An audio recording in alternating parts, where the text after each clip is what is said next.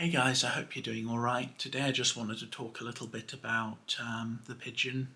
I ended up naming her Serena. She passed away last week on Tuesday morning.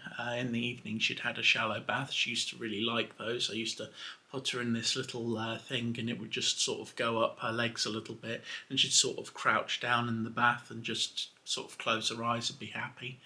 But she really seemed to enjoy those, so I used to try and give them to her a lot. Um, but yeah, she stayed with me for around 8 to 9 months, and I think she was quite an old pigeon because from what I've read up on them, the sort of thing at the top of the nose, you can sort of tell whether or not a pigeon is young or old by that. But she seemed very happy, and she used to love her sunflower hearts. She used to love peanuts a lot, and she would she'd really like hanging out with me and watching anime. There was a time I had this little table by my bed, and she'd come down off the table, sort of jump down onto the bed, onto the pillow, or onto my head, and she would literally just sit there on the bed watching anime. So I ended up just I put a little towel down for her because pigeons are a bit messy, and she'd just sit there watching anime. And she also liked watching the Alien films. I tried her out with those, and she seemed to really like it when humans got. So I don't know what to think about that.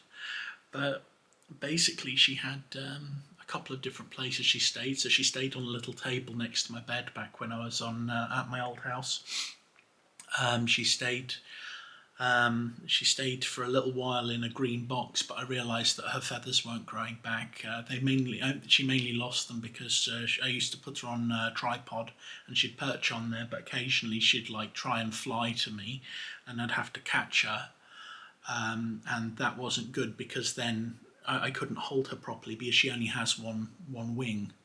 And because she was flapping, then the other wing would open up because there was an injury like halfway down the wing, and that would open up, so she'd panic and I'd have to control that and basically keep her safe. So she lost a lot of those feathers, and keeping her in the box wasn't good because she couldn't properly get the other feathers to grow out. So I ended up putting her back in a cage. But I'll tell you something, for a wild bird, that cage was always open. I always left it open. I'd go to work and she'd never leave it. She was always very, very good. She never created any problems for me. She never made any noise. She'd just be there, and we had a lot of fun together.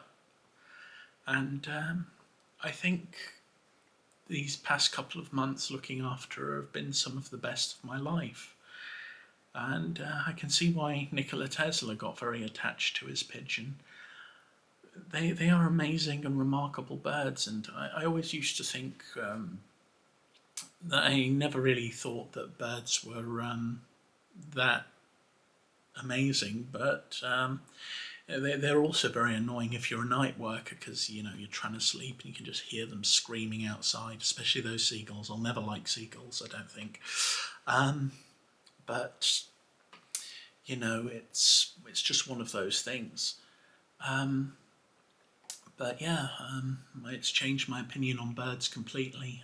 I now think that they are a pretty amazing species, and I think I'm quite fond of them now. It's like I go out and I look at the pigeons that are in the garden, and they're just sort of pecking around for food and things, but you know they are really remarkable birds, and I never really saw that until I actually looked after one.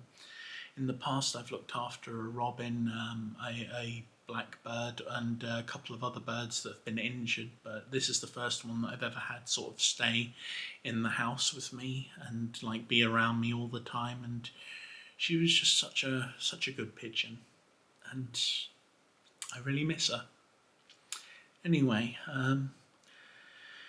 I hope you guys are doing okay, and I will leave you with one of my proudest moments of her, which is when she sort of managed to hop over from my arm onto the tripod. Anyway, I'll catch you later, and thanks for joining me. Bye. Okay, now we're going to just practice something. So I'm just going to go down a little bit, and we're going to go across to get you to your perch. There we go. We did it. We did it. He's a beautiful pigeon. I know what you're thinking, pigeon. You're thinking, God, this creature is ugly. I mean me, by the way, not you. You're gorgeous.